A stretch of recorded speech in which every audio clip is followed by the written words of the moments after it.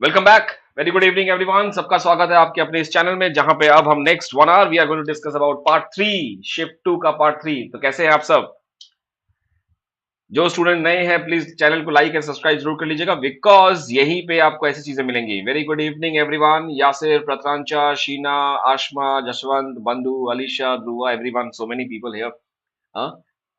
फकेहा, Sakshi. Study time बहुत दिनों के बाद देखे आप। अर्चना, सोनिया, बाजू। ओके, चलिए, बहुत ही बढ़िया। सबका स्वागत है आपके इस चैनल में। और आज, जैसे कि शीर्षक बता रहा है, टाइटल बता रहा है कि आज हम यहाँ पे क्या करने वाले हैं।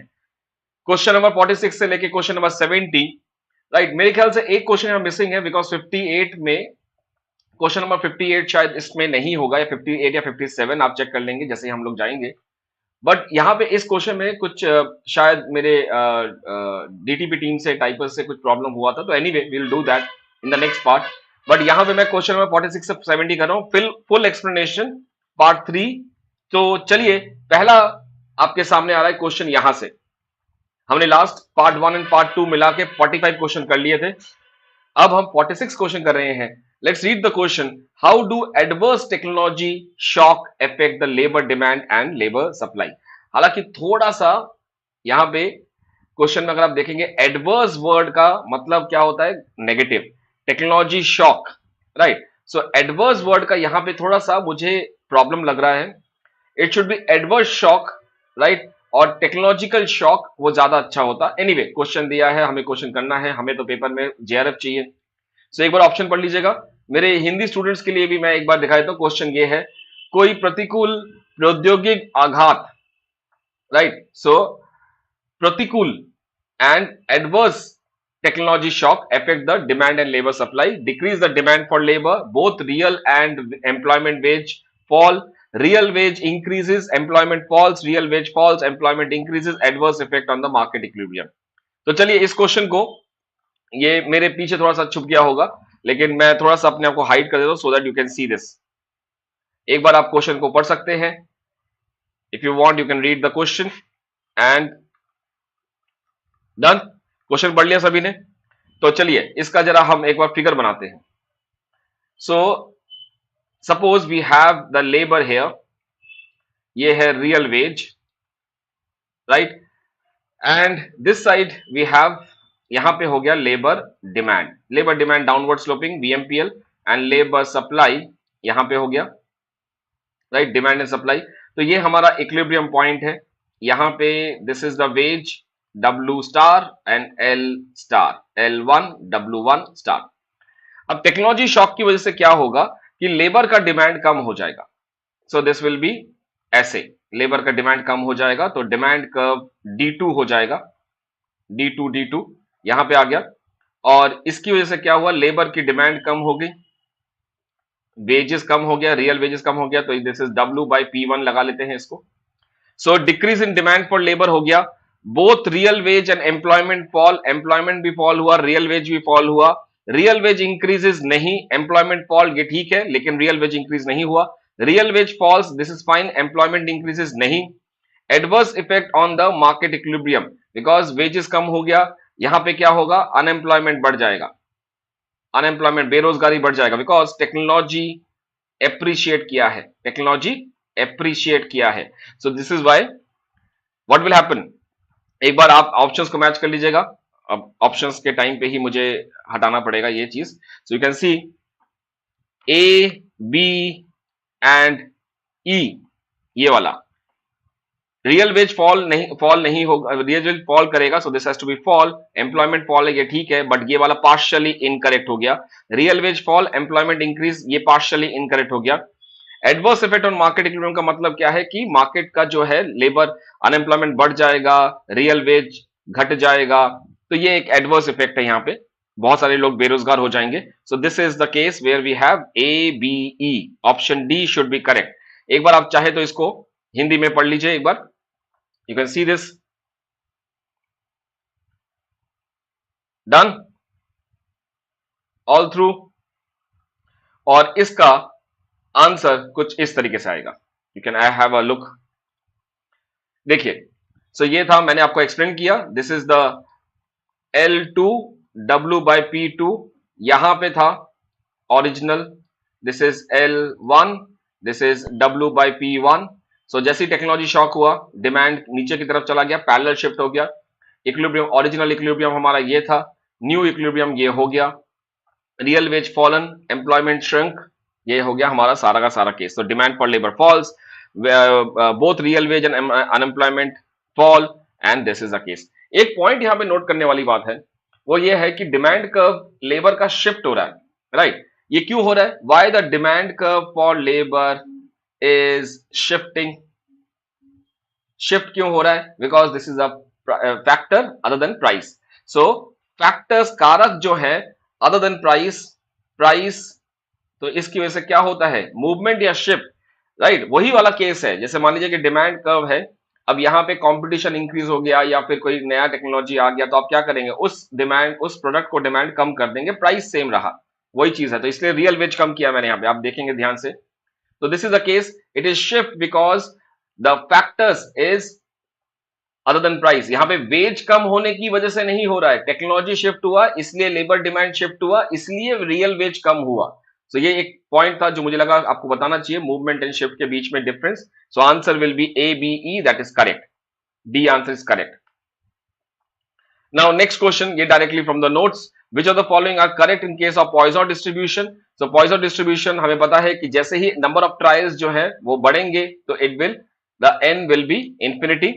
द P is constant, यानी कि सक्सेस फैक्टर जो है that is constant and in each trial and is indefinitely large, indefinitely large, right. ये पॉइंट थोड़ा सा लग रहा है कि गड़बड़ होने के चांसेस हैं इसके।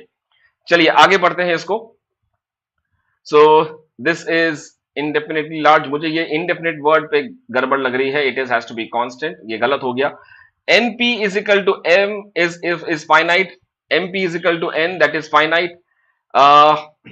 Okay, let's see this.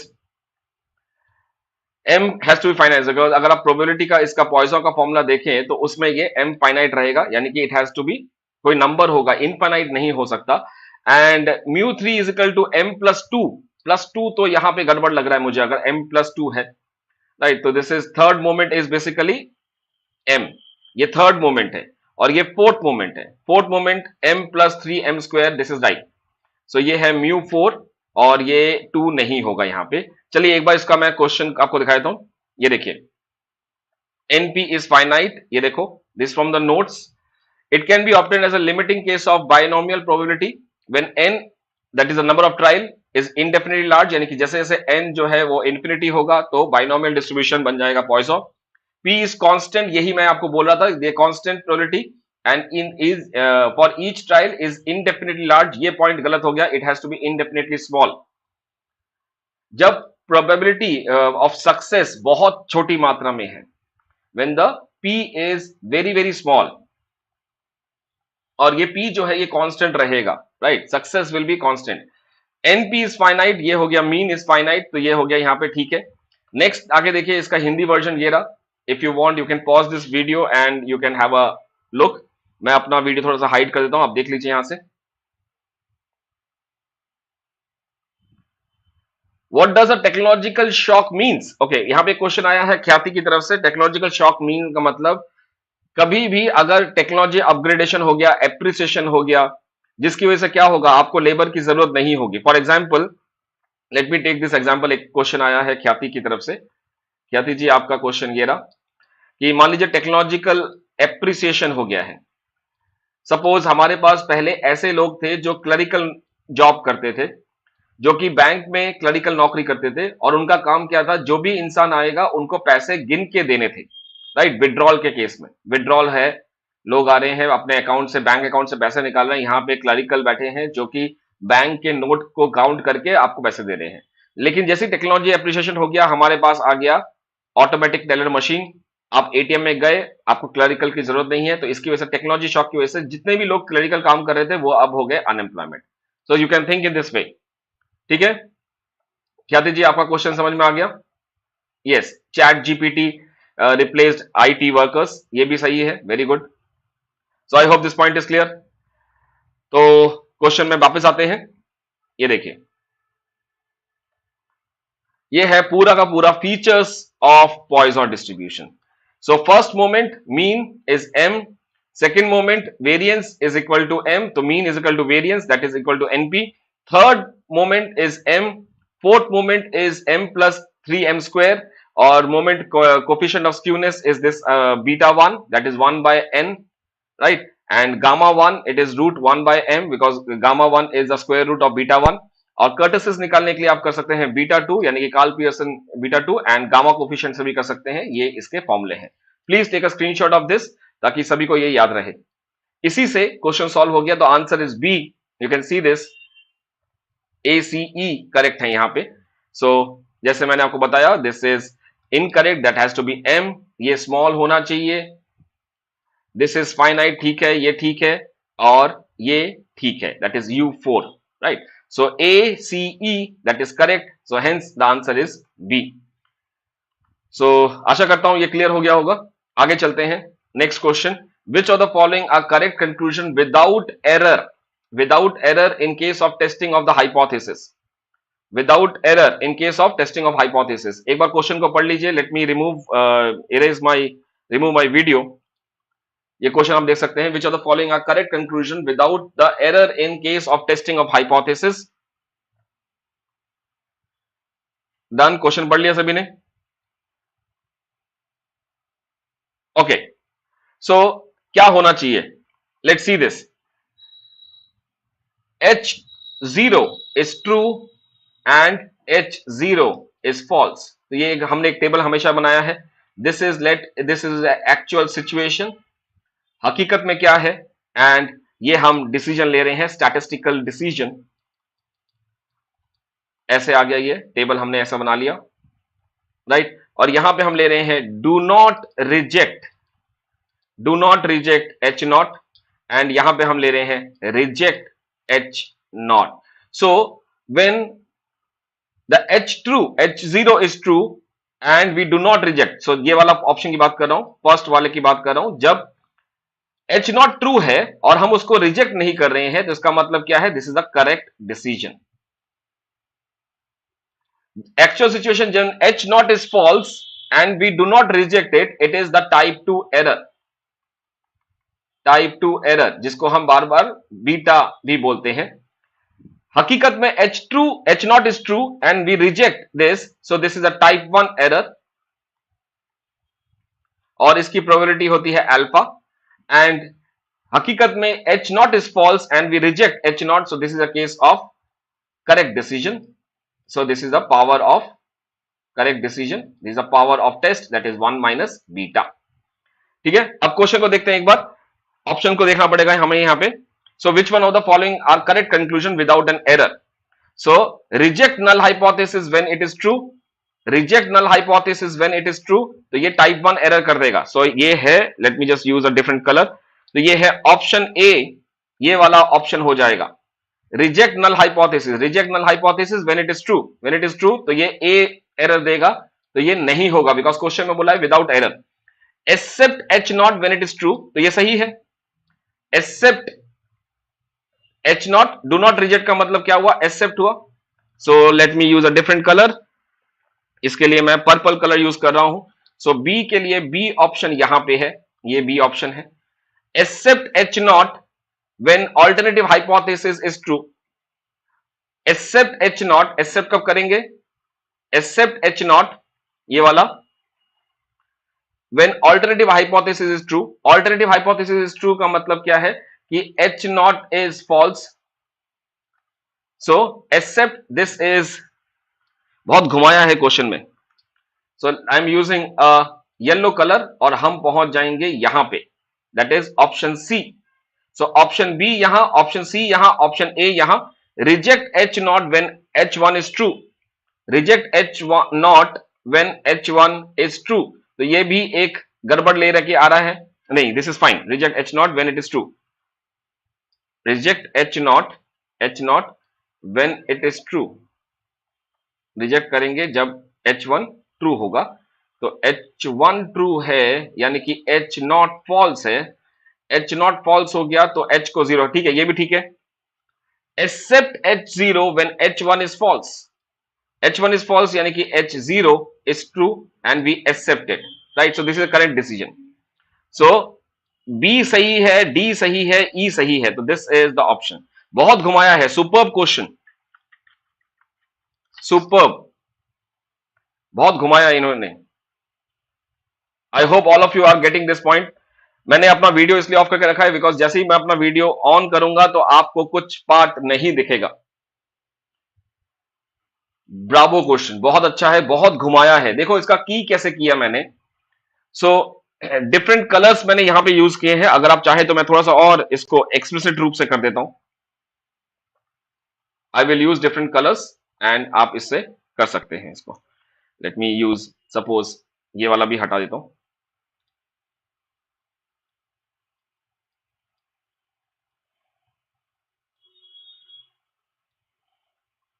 Okay. सो पहले वाला कहां गया. पहले वाला तो चला गया रिजेक्ट एच नॉट. रिजेक्ट करेंगे H nought when it is true. When it is true हमने यहां पे किया. This is A. So A green colour से मैंने किया है तो let me go for green. This is A. Accept H nought when it is true. Accept H nought when it is true. So let me go for a blue colour. Option B. Option B यहां पे आ गया. Okay, then I'm going with maroon color. Accept H naught when alternative hypothesis is true. Alternative hypothesis true का मतलब है कि H naught is false और H naught false है तब हम उसको accept कर रहे हैं. यानी कि H naught false है और हम उसको accept कर रहे हैं. तो this is a case of C. ये C है, right? आप देख सकते हैं यहाँ पे स्लाइटली थोड़ा सा डार्क कलर है ये. एक और कलर लेते हैं. Let me go for orange. This is reject H naught when H1 is true. Reject H naught when H1 is true यानी कि H1 false है तो उसको रिजेक्ट कर रहे हैं. तो ये कोई गड़बड़ नहीं है. This is reject H naught when H1 is true यानी कि H1 is false. तो we are going for this part. This is D. ये वाला D option. And accept H naught when H1 is false यानी कि H naught is true. So H naught is true and we are accepting it. So this is a correct decision. Again we are going for E. This is E. So ये correct है. आशा करता हूं ये अब समझ में आ गया होगा. So B D E that is correct. Is it clear? सभी को समझ में आ गया? हाँ, ऐसे क्वेश्चन करने में तभी टाइम लगता है लेकिन ये इजी है और इनको छोड़ना मत. Right. Anyway so you have this here. मैंने यहां पे थोड़ा सा नोट करके रखा था. If you want you can just have a look. ये देखिए यू कैन हैव दिस. और ये इसका हिंदी वर्जन है.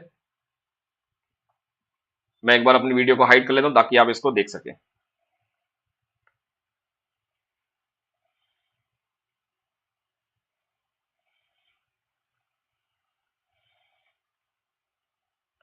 राइट. आशा करता हूं अब दिख रहा होगा.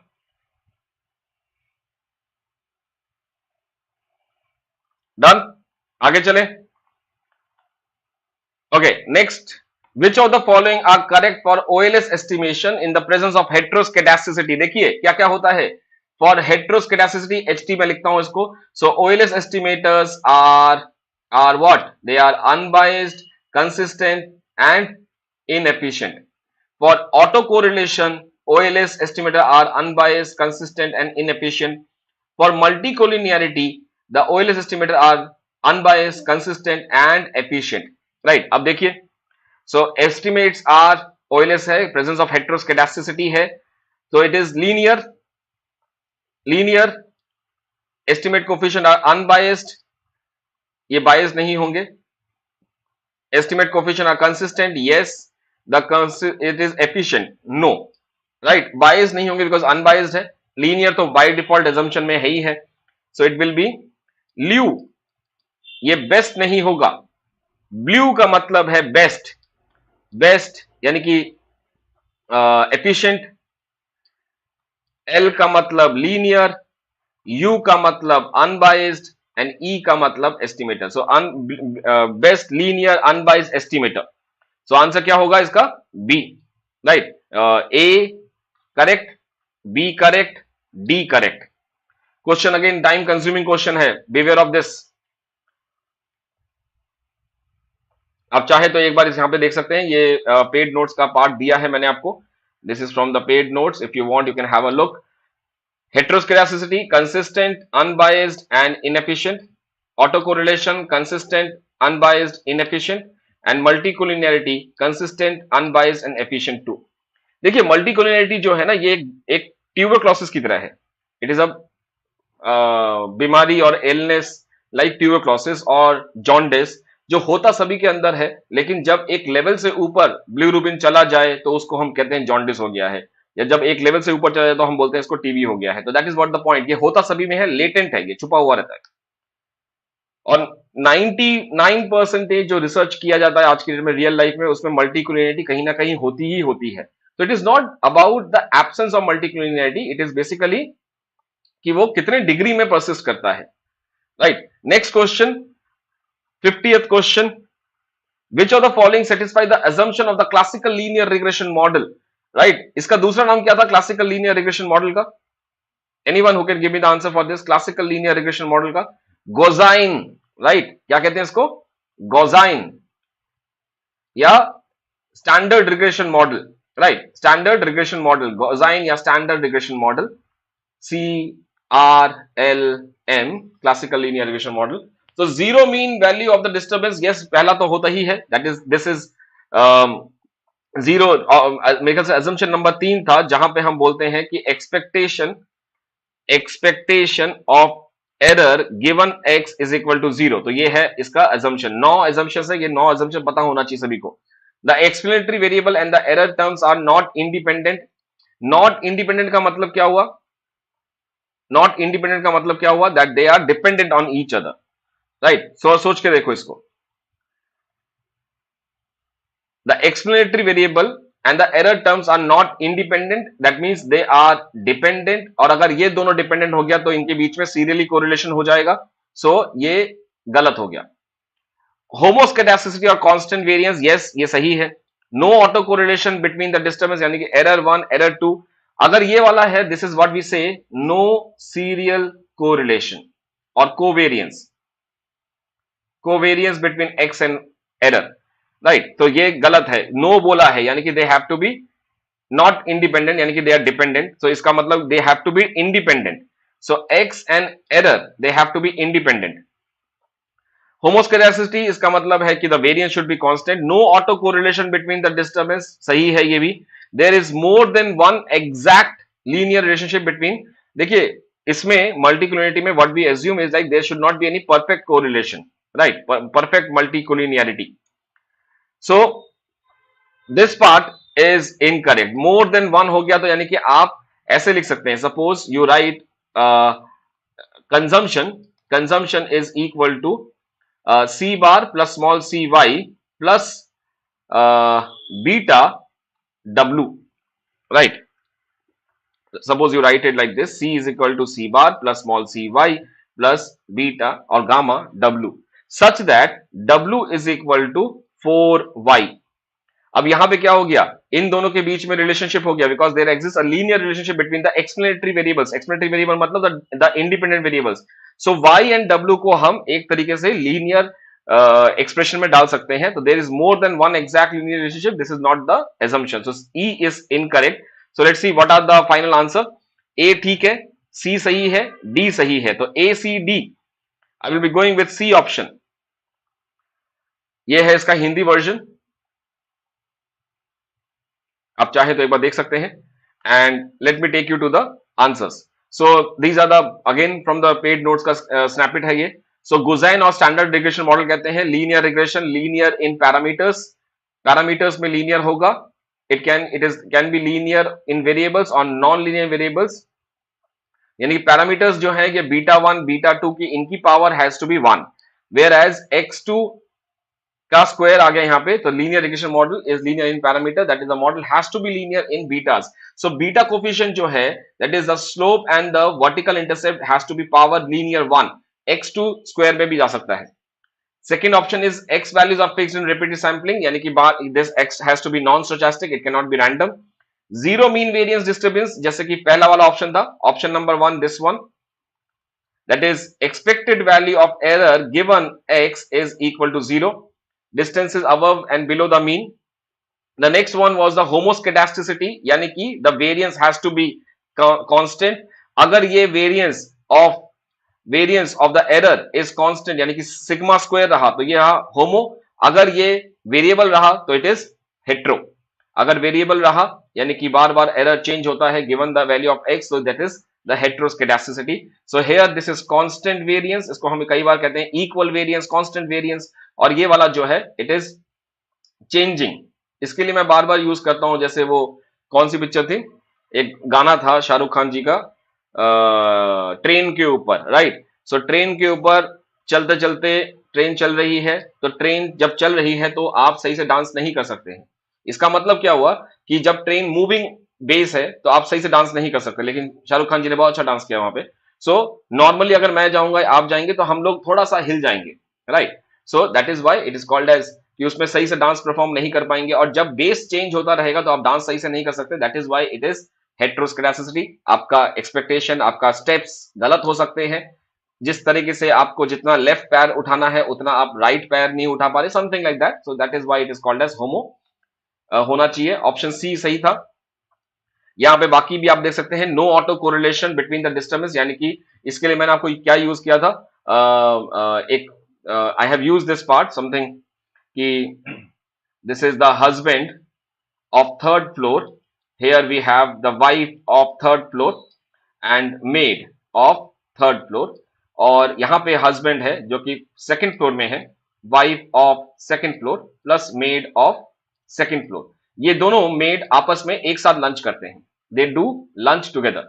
अब maid 3 ने कुछ बातें हैं जो husband 3 एंड wife 3 की बातें maid 2 के साथ शेयर किया है, और मेड 2 ने जाके ये वाइफ को बोला, पता है आपके पड़ोस में जो घर है वहां पे ऐसा ऐसा हुआ है, तो आप भी सतर्क रहिए, आप भी थोड़ा सा ध्यान से रहिए. और जब ये हस्बैंड 2 घर आए तो इसके ऊपर इसका इंप्लीकेशन आया.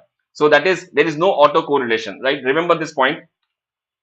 मैंने थोड़ा सा इसको जूसी तरीके से समझाने की कोशिश की थी ताकि बच्चों को समझ में आ जाए सही से. And no perfect multicollinearity. So आशा करता हूं ये समझ में आ गया होगा. You might have taken some screenshot here. Next question, let's go for that. Let's go for the next question. Let me just hide my video. You can read this question. If A, B, C are three different non-empty set. Non-empty set का मतलब है कि कुछ ना कुछ element है, घर में कोई ना कोई तो रहता है, right. It is not non zero, it is not zero. मतलब यहां पे अगर मैं जीरो लिखूंगा ना तो इसका मतलब है कि इस घर में कोई तो रहता है. तो यहां पे नल सेट को हम नॉर्मली ऐसे दिखाते हैं या फिर फाई से डिनोट करते हैं. This is not a null set. याद रखना, अगर जीरो लिखा है तो इसमें एलिमेंट जीरो है, बट अगर नल सेट दिखाता हूं, एम्प्टी सेट दिखाता हूं, तो इसका मतलब ये है या ये सेट इससे डिनोट करते हैं. तो both of them are empty set. ये गलती बच्चे बहुत ज्यादा करते हैं, जहां पे वो जीरो देखते हैं वो सोचते हैं कि जीरो की कोई वैल्यू नहीं है, और इसलिए वो कहते हैं कि ये भी एम्प्टी सेट है, राइट. चलिए क्वेश्चन पढ़ लिया सभी ने. Let me now take you to the one by one explanation, right. एक एक करके चलते हैं, एक्सप्लेनेशन देते हैं. So let me come back. Yes, so पहला ऑप्शन देखते हैं. Let A is equal to a set of 2 3 4. तो ऐसा एक हमने सेट बना लिया, और ये है 2 3 4 ए सेट, और ये यूनिवर्स है. यूनिवर्स के अंदर क्या क्या है, 1 है, 6 5 है, 7 है, 8 है, ऐसा कुछ है. सो ए कॉम्प्लीमेंट क्या होगा, ए कॉम्प्लीमेंट होगा जो ए को छोड़ के, तो क्या क्या छोड़ के आ गया, 1 5 7 8 हो गया. अब ए कॉम्प्लीमेंट का भी कॉम्प्लीमेंट क्या होगा, यानी कि इसको छोड़ के क्या आएगा, 2 3 4. और what is this 2 3 4, it is A. So hence this is correct. दूसरा ऑप्शन देखते हैं. It is A union B minus one minus A intersection B. So let's say A is equal to 2 3 4 and B is equal to 3 4 5, ऐसा आ गया, right. और 6 भी लेना तो 6 भी ले लीजिए. आप कुछ भी कर सकते हैं इसमें, आप एज्यूम करके चलेंगे. So what is A union B. A union B क्या हो जाएगा, दोनों का कॉमन एलिमेंट्स को दो बार नहीं लिखना. सो इट इज 2 3 4 5 6. सो ये 2 3 4 यहां पे था, 3 4 यहां पे था, तो इसको रिपीट नहीं किया, 5 6 ले लिया। समझने में अगर दिक्कत हो तो आप ये याद रखिएगा, A union B is equal to A plus B minus n of A intersection B. तो ए में कितने एलिमेंट है? ए में है 3 एलिमेंट, 2 3 4, 2 3 4, और बी में कितने हैं? 3 4 5 6, और माइनस ए इंटरसेक्शन बी, यानी कि सिर्फ 3 4 हटेंगे, तो बाकी जो बचेगा वो हो जाएगा ये 2 3 एंड 4। अब जब इसको हम ऐड करेंगे तो बाकी क्या रहेगा? It is 2 3 4 5 6, right. Anyway, so A union B हमारे पास आ गया, दिस इज 2 3 4 5 एंड 6। अब ए इंटरसेक्शन बी क्या है? दोनों के बीच में कॉमन एलिमेंट्स क्या है? It is 3 and 4। अब 1 माइनस करेंगे, इसका मतलब क्या है? इन सेट टर्मिनोलॉजी, सेट्स की टर्मिनोलॉजी में 1 minus A intersection B is nothing, ये कुछ नहीं है, राइट, ये कुछ नहीं है। यहां पे जो हो सकता था, right, that would have been A complement A plus B, A union B complement, वो हो सकता था, लेकिन ए इंटरसेक्शन बी ये डिफाइंड ही नहीं है, there is no such formula. अगर आपको समझ नहीं आया तो मैं यहां पे लिखता हूं 1 माइनस 3 4, इसको कैसे लिखेंगे आप? We don't have any option. अब 1 माइनस 3 नहीं करेंगे, 1 माइनस 4 नहीं करेंगे, तो hence this option is incorrect. Let's move to the next question, next part, option C, A union B union C. अब यहां पे आप डिफाइन कर सकते हैं, कोई भी नंबर ले सकते हैं, मैं एक नंबर लेके चल रहा हूं, अभी सोच के चल रहा हूं। So it is 2 3 4, right, and B is suppose 3 4 5, and suppose C is 5 4 5 6। अब A पहले क्या करना है? B यूनियन C करिए। B यूनियन C का मतलब दोनों के कॉमन एलिमेंट्स एक बार ही आएंगे, that is 3 4 3 4 3 4 5 and 6, right. What is A union B union C? ये क्या होगा? 3 4 5 6 तो है यहां पे, और B A में क्या क्या है? 2 3 4 है, तो ये क्या बन जाएगा? 2 3 4 5 6। हम कॉमन एलिमेंट्स को बार बार नहीं लिखेंगे। सो ये हमारा आ गया लेफ्ट हैंड साइड। अब इसी तरीके से राइट हैंड साइड भी सॉल्व कीजिए, इसी क्वेश्चन में, इसी एग्जांपल को लेके करना है। सो ए यूनियन बी कितना आएगा यहां पे? इट इज 2 3 4 5, इन दोनों को मैंने यूनियन कर दिया। अब इसके बाद A union B union C, ये कितना आएगा? इट इज 2 3 4 5, सी के साथ है, तो सी में क्या क्या है? 4 5 नहीं आएगा, 6 आएगा। सो देखिए दोनों सेम बैठ गया, so hence this is correct. Next go for D option, इसी में कर लेते हैं। I will just take this point, यहीं से मैं इसको कर लेता हूं। Let me change the colour of the pen so that आपको समझ में आ जाए कि मैं डी ऑप्शन कर रहा हूं। Let me just take yes, okay, let me go for blue colour. So A union B, पहले बी इंटरसेक्शन सी निकालना है। सो इन दोनों का इंटरसेक्शन क्या होगा? It is 4 and 5, 4 and 5। अब A union B intersection C, इसको करेंगे A union B intersection C. So A ये है, बी इंटरसेक्शन सी ये है, सो इन दोनों को यूनियन करेंगे तो इट इज 2 3 4 5। 3 4 बार, इसमें 4 बार बार आया तो एक बार ही लिया है, राइट। ओके, तो ये आ गया आपका left hand side, and right hand side लेते हैं। अब ए यूनियन ए, सॉरी ये क्या है? ए इंटरसेक्शन बी करना है, राइट। ए इंटरसेक्शन बी, तो ए इंटरसेक्शन बी कितना हुआ? It is 3 4, and A intersection C कितना हुआ? ए और सी के बीच में इट इज 4, एक ही रहा, ए एंड सी, ठीक है। सो अब इन दोनों का यूनियन करना है, तो A intersection B union A intersection C, तो ये आ जाएगा आपका 3 एंड 4, राइट। ये देखिए क्या आया, तो ये 3 4 आया, कुछ गड़बड़ तो नहीं है। ए यूनियन बी ये आ रहा है 3 4 5, okay, and A union B, A intersection B is 3 4, ठीक है, ये भी सही है। ए इंटरसेक्शन सी, ए एंड सी के बीच में 4 है। अब इन दोनों के बीच में यूनियन करेंगे तो इट इज 3 एंड 4, ये ठीक है। So hence it is incorrect, right, incorrect, ये नहीं हुआ, डी भी नहीं हुआ। तो आगे चलते हैं, एंड एक सेकंड मैं इसको जरा हटा देता हूं। Right, just give me a second, just remove this. ये मैंने आपके लिए चीट शीट दे रखा है, आप चाहें तो इसको देख सकते हैं। राइट, ओके, इसको भी देख लेते हैं एक बार। ए इज इक्वल टू मान लीजिए 2 3 4 and B is equal to 3 4 5। So what is A minus B? A minus B is actually all the elements of A. All elements of A.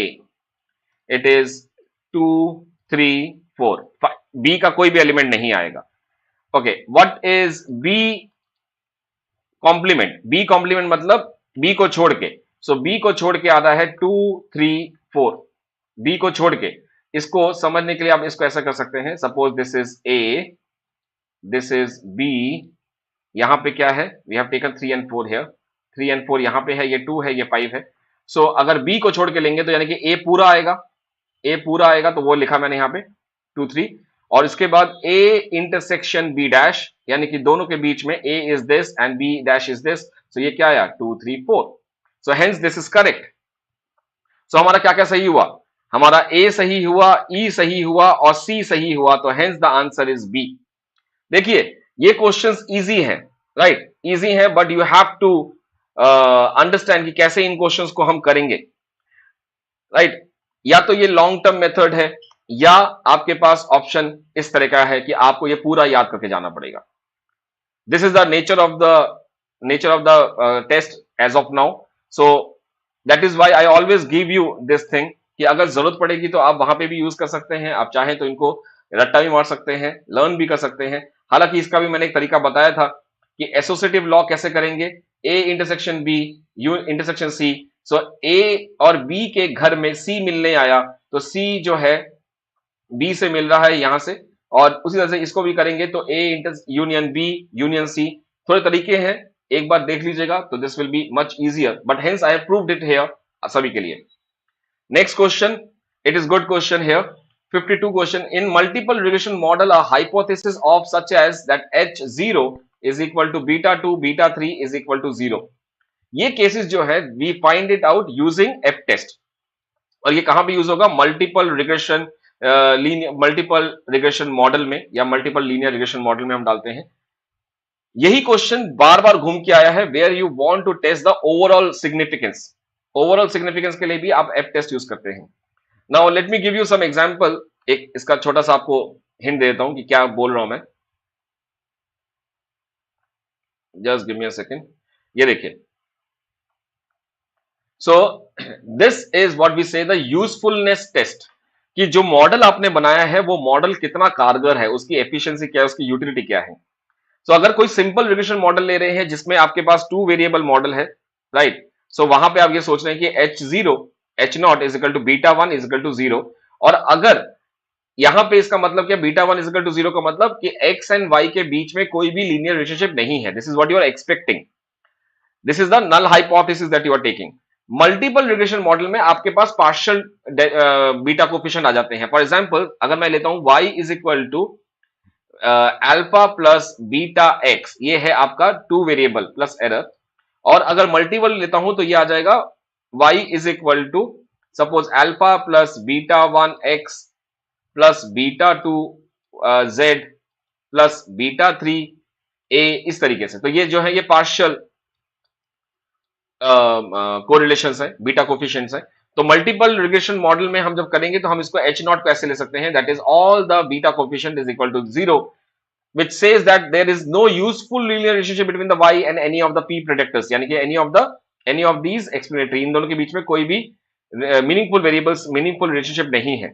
If at least one of this is not zero, the model is useful. अगर इसमें से कोई भी एक जो है वो zero ना हो, तो उसका मतलब एटलीस्ट हम ये बोल सकते हैं when x rises by this much then y rises by beta percentage, इस तरीके से हम बात कर सकते हैं, या बीटा यूनिट से हम बात कर सकते हैं, depending upon the situation.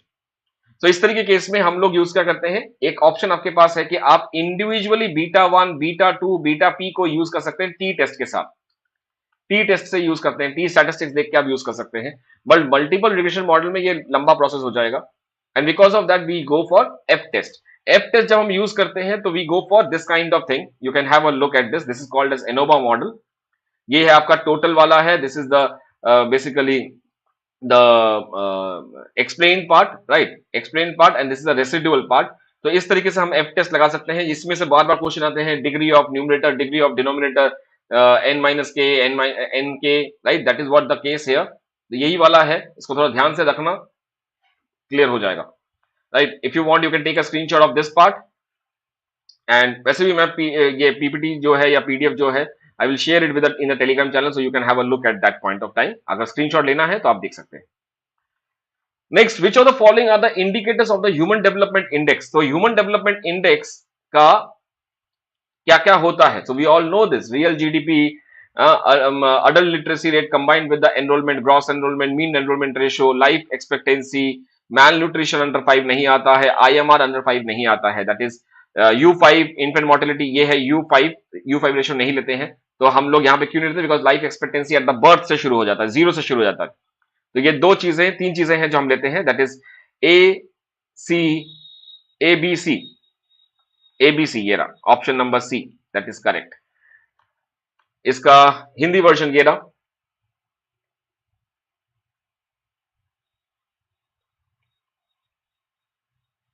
I believe now you can see this, और ये है हिंदी वर्जन। मानव विकास रिपोर्ट में के निम्नलिखित कौन कौन से संकेत हैं, चाहे स्क्रीनशॉट ले सकते हैं, और ये है इसका तरीका, आप देख सकते हैं।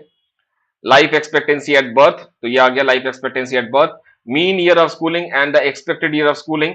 हालांकि एनरोलमेंट रेशियो यहां पे इतना मतलब नहीं रखता, लेकिन अडल्ट लिटरेसी रेट इन्होंने लिया, और वहां से जीएनआईपी पर कैपिटा या फिर रियल जीडीपी पर कैपिटा, ये आंसर्स होने के चांसेस है, राइट। तो ए बी सी। ये 2010 के बाद का मेथड है जहां पे आप इनका ज्योमेट्रिक मीन लेते हैं। 2010 से पहले ये लेते थे LIE, इन सबको हम डिवाइड बाय 3 करते थे। तो 2010 से पहले हम लोग इसका अर्थमेटिक प्रोग्रेशन या अर्थमेटिक मीन निकालते थे। अब जो है रिसेंट मेथड के हिसाब से 2010 के बाद से वो जो है वो हम उसका ज्योमेट्रिक मीन निकालते हैं। Okay, let's move to the next question, it is C, that is correct answer. मेरा सिस्टम में थोड़ा हैंग हो रहा है इतना ज्यादा एक्सप्लेनेशन की वजह से। I think now yes moved. Okay, which of the following are correct for the finance commission. अब ये यहां पे थोड़ा सा ध्यान से देखना, आर्टिकल 380 तो नहीं है, it is 280, so this is correct. Article 280 से कॉन्स्टिट्यूशन बनता है, 281 से प्रेसिडेंट सुनता है सारी बातों को। It is a statutory body, ये गलत है। It is a constitutional body, because article 280 constitution में अमेंड करके बनाया गया, तो it is not a statutory body, it's a constitutional body, right. So B गलत है यहाँ पे, ए भी गलत है, सी सही है। Professor K C Pant was a chairman of 10th finance commission and Vijay Kelkar was a chairman of 14th finance commission. तो जितना मुझे पता है केलकर जी जो थे that was 13th, right, he was of 13th, Kelkar was for 13th, and K C Pant थोड़ा याद करना पड़ेगा मुझे, K C Pant was 10th 1992, right, 1992, so this was 10th, ये सही है, 1992 में इनका यह हुआ था, this is 13th finance commission. So E भी गलत है, और डी, सी और डी सही है, राइट। अब देखिए इस क्वेश्चन में प्रॉब्लम क्या आएगी, आपके पास यहां पे 3 करेक्ट ऑप्शंस हैं, right, A B D, B C D, 3 options है कहने का मतलब है। तो इसका आंसर आप डेफिनेटली स्टैट्यूटरी बॉडी नहीं है ये, बिकॉज कॉन्स्टिट्यूशन ऑफ इंडिया में अमेंड करके बनाया गया है 1949 का constitution, right. So this is it can be C, it can be B, A, because B गलत है, राइट। सो कोई ऑप्शन ही नहीं है, this is still a incorrect question, और आई डोंट नो व्हाई इसको ठीक नहीं किया गया है। If you want you can cross check the information, आप फाइनेंस कमीशन की वेबसाइट में जाके देख सकते हैं, it is a constitutional body, right. This is what the point, you can see 1981, देखिए कॉन्स्टिट्यूशनल बॉडी वो वाले हैं जिसको अमेंड करके बनाया गया है। सो you can C of the constitution, right, so constitution of India 1949, 281 article 281 उसके हिसाब से ये किया गया है, और 280 के हिसाब से कॉन्स्टिट्यूशन बनाया जाता है, राइट। सो 281 के हिसाब से जो प्रेसिडेंट है वो सारी बातों को सुनेगा, रिकमेंडेशन को सुनेगा और उसको आगे लेके जाएगा। Each house of the parliament में प्रेजेंट करने से पहले वो सुनेगा, और 280 के तहत में ये बनता है। तो आर्टिकल ऑफ 280 ऑफ कॉन्स्टिट्यूशन मतलब ये it has to be a constitutional body, it can not be statutory body, right. तो यहां पे भी आंसर ए दे रखा है बिकॉज ऑप्शन में सही आंसर, फाइनल आंसर की में भी ए ही दे रखा है। I don't know, maybe some issue, right. इसी तरीके से प्लानिंग कमीशन जो था, planning commission is extra constitutional body, right. It is not a statutory body. So 10th finance commission आप देख सकते हैं, K C Pant and Vijay Kelkar ji, 13th finance commission. Please take a screenshot if you want, right. सही बोल रहा हूं गलत बोल रहा हूं, व्हाट यू से? हाँ, अभी वाला तो रेड्डी जी है, 14th वाला रेड्डी जी है। कितने लोग सही कहते हैं कि मैंने सही बोला, कॉन्स्टिट्यूशन बॉडी है ये? कोई नहीं बोल रहा। एकदम सही, चलिए थैंक यू, थैंक यू। चलिए next, let's move to the next question. Which of the following are true? Product taxes which will raises the prices under monopoly than the perfect under competition. क्या है ये? Product taxes will raise prices less under monopoly than under competition. Product, अच्छा taxes लगेगा, okay let me just एक बार इसको समझने का भी टाइम दीजिए। Product taxes will raise prices less under monopoly than under competition. ये कह रहे हैं कि कंपटीशन में ज्यादा प्राइसेस राइज होंगे। यस, बिकॉज सप्लाई वैसी है ना। हाँ, दिस इज ठीक है, दिस राइट, बिकॉज यहां पे ऐसा है। सो प्रोडक्ट टैक्सेस लग गया, तो ये आपका है, this is suppose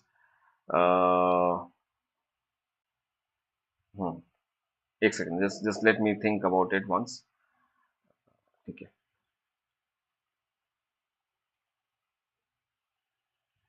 product taxes will raise price less, एक सेकंड इसका हिंदी वर्जन पढ़िए एक बार जरा। उत्पाद की प्रतिस्पर्धा की स्थिति की अपेक्षा एकाधारी की स्थिति में कीमतें कम बढ़ेंगी।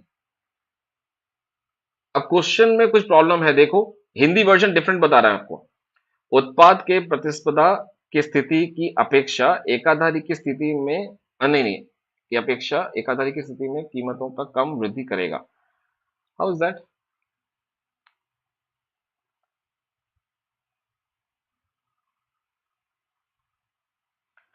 Product taxes will raise prices, product पे टैक्सेस लगेगा, तो it is perfectly elastic. Perfectly elastic का मतलब है एक सेकेंड, एक second, just give me a second. perfectly demand elastic, supply greater, so the perfectly elastic supply ज्यादा बढ़ेगा, गेन इस पे ज्यादा होगा, और वहां पे है डिमांड स्लाइटली इनइलास्टिक, मोनोपोली पे ज्यादा बढ़ होगा, राइट। डिमांड यहाँ पे इलास्टिक है, डिमांड इज मोर इलास्टिक। एक पॉइंट था, एक सेकेंड रुको रुको रुको रुको रुको रुको, लेट मी जस्ट रिकॉल, एक सेकेंड रुकिए। I think I have to recall something. Let me find out that. Just give me a second. इस क्वेश्चन का आंसर मैं आपको दे रहा हूं, रुको। Just give me a second. This was prices, taxes वाला था ना? हाँ।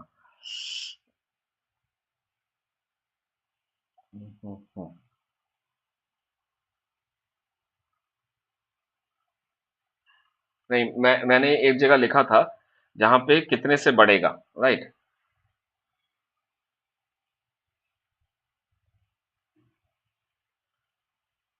ओके, कुछ याद है? इस तरीके से लिखा था मैंने, there was a case of tax shifting.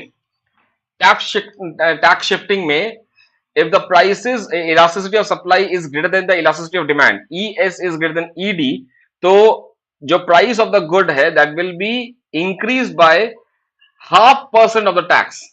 ये पॉइंट याद आया?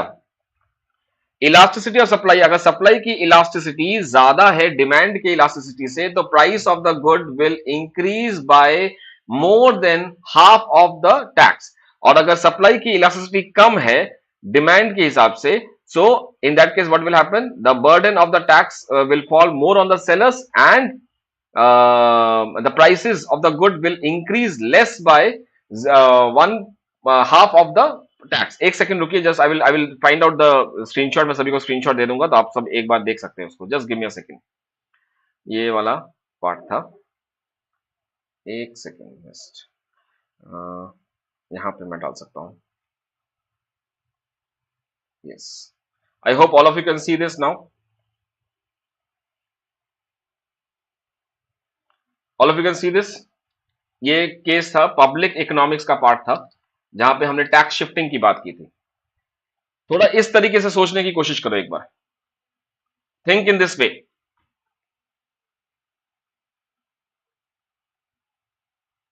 Think in this way. अब यहां पे product taxes will raise the prices less under monopoly. Monopoly में क्या है? डिमांड डिमांड ज्यादा इलास्टिक है या सप्लाई ज्यादा इलास्टिक है? Think of it. So demand is in elastic, right, क्योंकि डिमांड ऐसा है, स्टीपर है। सो डिमांड ऐसा है और परफेक्ट कंपटीशन में डिमांड ऐसा है। So the elasticity of the supply is greater. ये वाला केस होगा परफेक्ट कंपटीशन में, and this is a case in monopoly. So monopoly में the prices will be demand is more, the price is less than half.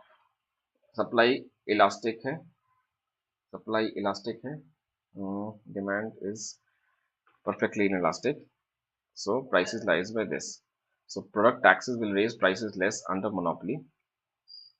Monopoly में तो ज्यादा हो जाएगा ना। ये कुछ प्रॉब्लम चल रही है, इसमें कुछ गड़बड़ है। आई थिंक दिस इज इनकरेक्ट। यहां से मैच करके देखिएगा। सब परफेक्ट कंपटीशन में डिमांड इलास्टिक ज्यादा होता है, राइट, परफेक्टली इलास्टिक होता है। सप्लाई जो है वो कम इलास्टिक होगा, because supply is like this. तो इसके हिसाब से the price of the good should rise. तो this is incorrect, A is incorrect. A tax on the capital income tends to be progressive, whereas tax on the wage income, yes, definitely yes, because जिसके पास capital होगा वही tax देगा, तो it is progressive.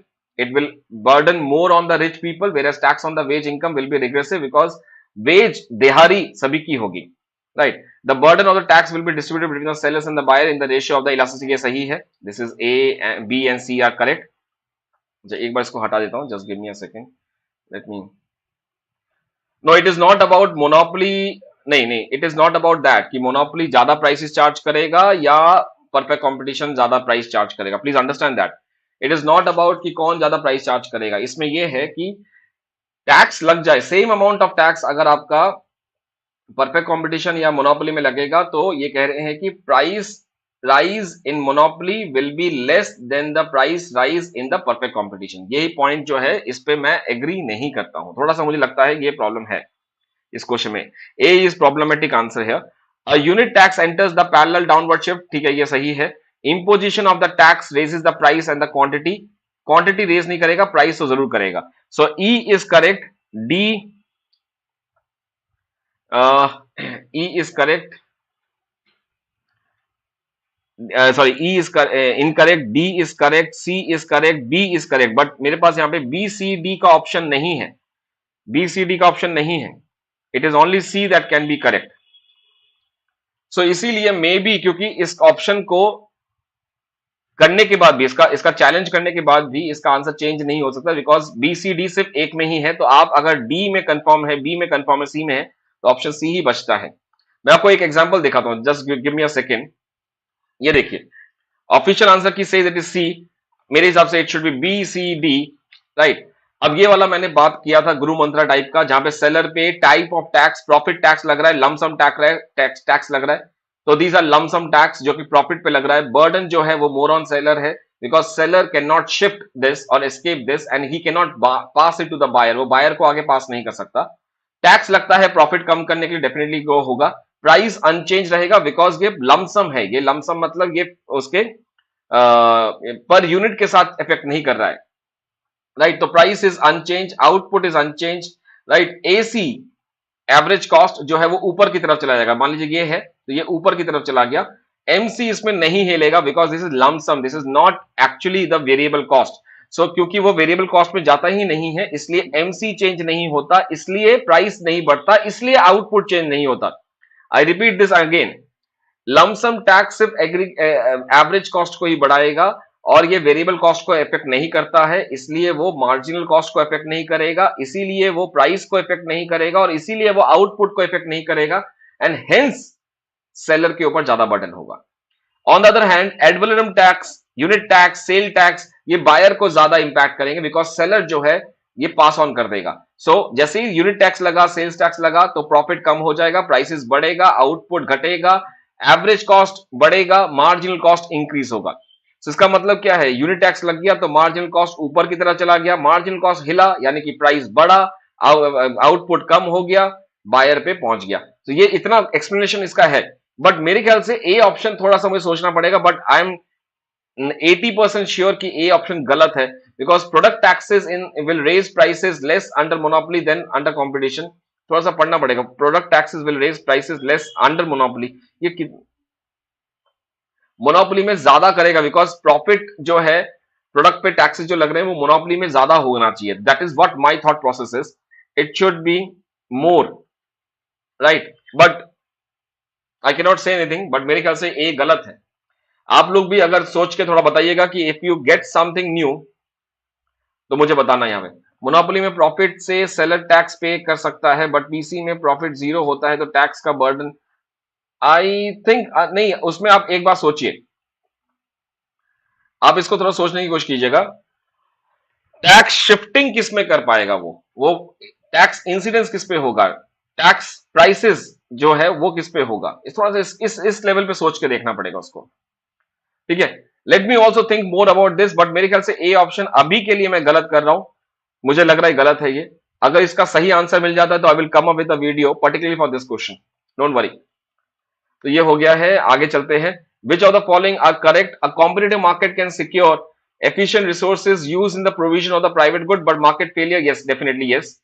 Efficient provision of social goods involve horizontal, नहीं, it involves vertical, ऐसा होता है। देखिए, जब आप प्राइवेट गुड्स का मार्केट निकालते हैं तो इट हैज समेशन और ये हॉरिजॉन्टली जाता है, ऐसे, ये है प्राइवेट गुड्स का हॉरिजॉन्टली जाता है। और जब हम पब्लिक गुड करते हैं या फिर सोशल गुड करते हैं तो it is vertical, right, vertical जाएगा। सो ये गलत हो गया, it has to be vertical. B is incorrect, A is correct.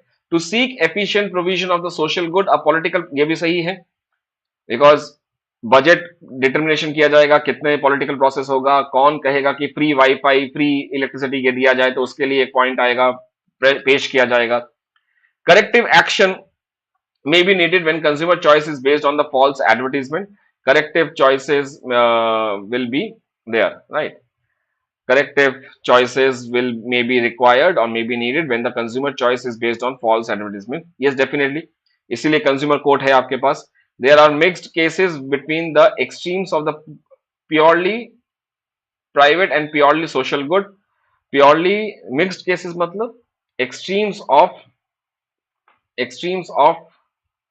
एक सेकेंड, मतलब क्या हुआ, there are mixed cases between the extremes of purely private and purely social. So pure public या प्योर सोशल ले लीजिए, इसके बीच में मिक्स्ड केसेस हैं between the extremes. It can be semi private, it can be semi public, it can be club, it can be common, यही बात है। there are mixed cases where extreme of purely private and between. So I think this is correct, right? ये correct है, because आपके पास यहाँ पे private good है, यहाँ पे सोशल गुड मान लीजिए या पब्लिक गुड मान लीजिए, जहाँ पे एक्सटर्नलिटी है, राइट। तो यहाँ पे आपके पास कॉमन गुड आ गया, क्लब गुड आ गया, यहाँ पे कॉमन गुड आ गया, ये एक्सक्लूसिव एंड राइवल है, this is non exclusive, non rival, right. तो इस तरीके के आपके मिक्स्ड केसेस हैं। I think that is what the question is demanding. There are mixed cases which between this, तो I think this is correct. तो मेरे हिसाब से the answer is A C D E, B is गलत, तो I will go with A B C D, तो this is A, this is D, D option. एक बार हिंदी देख लीजिए इसका, क्वेश्चन देख रहे हो कितना मतलब कॉम्प्लिकेटेड क्वेश्चन है, it is not so easy question that you can do. I can understand shift two क्यों डिफिकल्ट था, मुझे एक्सप्लेनेशन करने में भी इतना टाइम लग रहा है, तो आई कैन डेफिनेटली अंडरस्टैंड जिन लोगों ने शिफ्ट टू किया था, डेफिनेटली बहुत सारे क्वेश्चन, इसमें बहुत लेंदी पेपर है ये, राइट।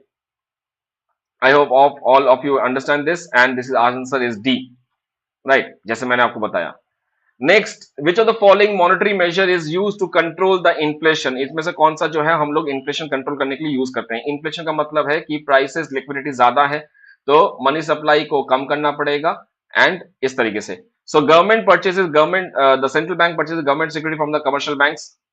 सो जैसे ही सेंट्रल बैंक, सॉरी आरबीआई ले लेते हैं, यहाँ पे आरबीआई ने परचेज किया कमर्शियल बैंक से, तो आरबीआई परचेज्ड, और इससे क्या होगा, ये रुपी देगी, राइट। परचेज करने का मतलब गवर्नमेंट सिक्योरिटी खरीदा, रुपी देना पड़ेगा, तो मनी सप्लाई बढ़ जाएगा। बढ़ने का मतलब है इन्फ्लेशन और बढ़ जाएगा, तो आंसर ये गलत हो जाएगा। Central bank sells the government securities gives, जैसे ही आरबीआई ने कमर्शियल बैंक्स को ये बेचा, सिक्योरिटीज जी सिक बेचा, तो इन्होंने इसको रुपए दिया, रुपए दिया मतलब मनी सप्लाई कम हो गया, तो this is fine. The bank rate में बी रेज्ड, अगर बैंक रेट रेज करते हैं तो इसका मतलब क्या है, उतना डिफिकल्ट हो जाएगा, उतना कॉस्टली हो जाएगा for the commercial banks to pay loan, तो डेफिनेटली यस, इससे भी आपका मनी सप्लाई कम होगा, कॉस्ट ऑफ बोरिंग बढ़ जाएगा, तो this is fine. Bank rate में भी रिड्यूस, अगर बैंक रेट रिड्यूस कर देंगे तो उतना आसान हो जाएगा कमर्शियल बैंक्स के लिए आरबीआई से पैसा लेने के लिए, एंड उतना बोरोइंग कॉस्ट कम हो जाएगा, सो this is not the answer. Raising the reserve cash ratio, cash reserve ratio बढ़ा देंगे तो इसमें क्या है कि लेस अमाउंट ऑफ, मान लीजिए पहले 4% है, अभी 8% कर दिया गया, अगर सपोज ये लेट सपोज है, ऑल करेक्टर्स आर फिक्टिशियस है। सो पहले 4 रुपए दे रहे थे, तो 100 में से 4 हटाएंगे, 96 वॉज अवेलेबल फॉर लोन, अब अगर 8 कर देंगे तो ये 90 हो गया, तो less liquidity, less prices, so this is again correct. So I will go for B C E, and that is what the option number B. Okay, answer, question Hindi version इसका ये है, Hindi version, and answer is B. Okay, the causes and consequences of the poverty include what, poverty गरीबी किस लिए होता है, बेरोजगारी की वजह से होता है, लो वेजेस होता है, पुअर हेल्थ की वजह से पॉवर्टी हो सकती है, बिकॉज बहुत सारा पैसा चला गया हो, मान लीजिए फॉर एग्जाम्पल, हाँ, बहुत सारा पैसा चला गया हो, तो उसकी वजह से भी, पुअर हेल्थ की वजह से भी, कॉजेज एंड कॉन्सिक्वेंसेज, तो कारण भी है इसका, पॉवर्टी वैसे हो सकता है, पुअर हेल्थ है बिकॉज अच्छी मेडिकल फैसिलिटी नहीं ले पा रहा, कारण भी है और उसका रिजल्ट भी है। Guys you can see 50th question is not there, so yes I was right, 58 question इसमें शायद प्रॉब्लम था, anyway will do this in the next part. So poverty की वजह से अनएम्प्लॉयमेंट, बेरोजगारी भी हो सकती है, और बेरोजगारी की वजह से पॉवर्टी भी हो सकती है। लो वेजेस है इसलिए गरीब है, गरीब है इसलिए लो वेजेस भी हो सकते हैं।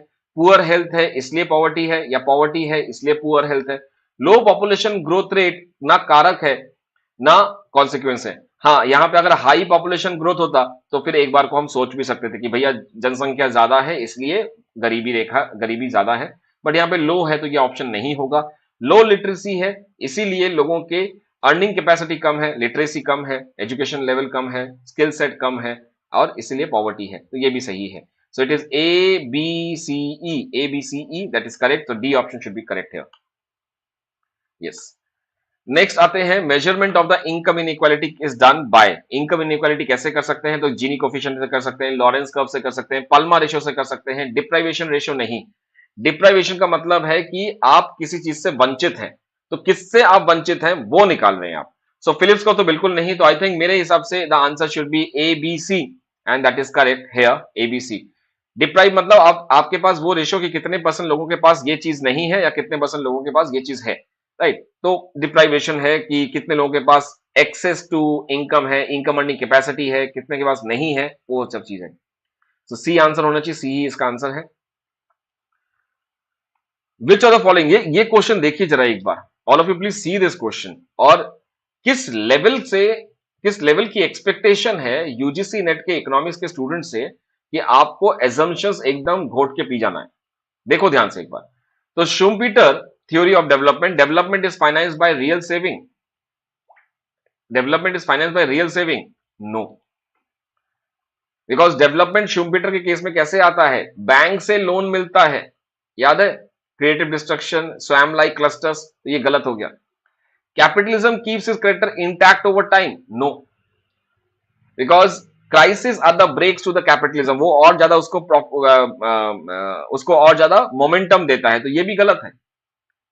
Development is evolutionary, no, development is discrete, jump like होगा इसमें, कॉन्टिन्यूस नहीं है ये, इवोल्यूशनरी नहीं है। डेवलपमेंट क्रिएट्स इन्फ्लेशन, नहीं, it will lead to deflation, because जब सभी के सभी एक ही चीज बेच रहे हैं, जो हिट हो गया, इनोवेशन हो गया, उसकी वजह से क्या होगा, सभी के सभी स्वयं लाइक क्लस्टर्स को बनाएंगे, बनाने के बाद क्या होगा, उसकी सप्लाई बढ़ जाएगी, सप्लाई बढ़ने की वजह से क्या होगा, प्राइस कम हो जाएगा, इसकी वजह से बैंकरप्सी हो जाएगी, जब बैंक को पैसा देना होगा, तो ये सब चीजें हैं। अनलिमिटेड सप्लाई ऑफ लेबर जो है, ये भी नहीं है, आर्थर लुइस का केस है ये। सो इसमें से none of the options are correct, you can see. और इसका छोटा सा एक एग्जांपल मैं आपको देता हूं, ये देख लीजिए एक बार। No profit, no interest, no saving, no investment, no involuntary employment. It's a flow. It continues repeat itself every year and year. Same product बनता है every year. It is spontaneous and discontinuous channel. It leads to creative destruction. आप देख सकते हैं, this is a paid version का चीज है, मैं आपको दिया है, carrying out by the in form of innovations और displaces every time. So it is disturbance होगा, circular flow को हटा देंगे, ये सब चीजें हैं। तो none of the options are correct. That is what you can see. Option D. Which of the following features are the features of the environmental economics in the field of study? ये अच्छा question दिया है इस बार, again very good question. It has the roots in the theory of the externality in public goods. Yes, definitely positive, negative externality निकालने के लिए हम उसमें देखते हैं कि social marginal social cost, marginal social benefit, marginal private cost, marginal social cost कितना उसमें deviations है, वो है, सही है ये। It is based on the neoclassical welfare theory. So इसका थोड़ा सा सोचिए, डेल्टॉन्स लॉ में ये आता है, राइट? डेल्टॉन्स लॉ हम इसमें निकालते हैं, जहां पे what you say, marginal social benefit is equal to marginal social cost, उससे हम ये करते हैं, तो this is correct, right? It is based on the neo classical welfare theory, because ये डिमांड कर्व जहां जहां है वो नियो क्लासिकल है। जब आप कहते हैं marginal social benefit, it is like the demand curve, इसका मतलब क्या है, इसमें law of diminishing marginal utility काम हो रहा है। सो मार्जिन, तो this is why it is neoclassical welfare theory, definitely yes. It envisions economy, human economy as a subsystem of the biosphere. So biosphere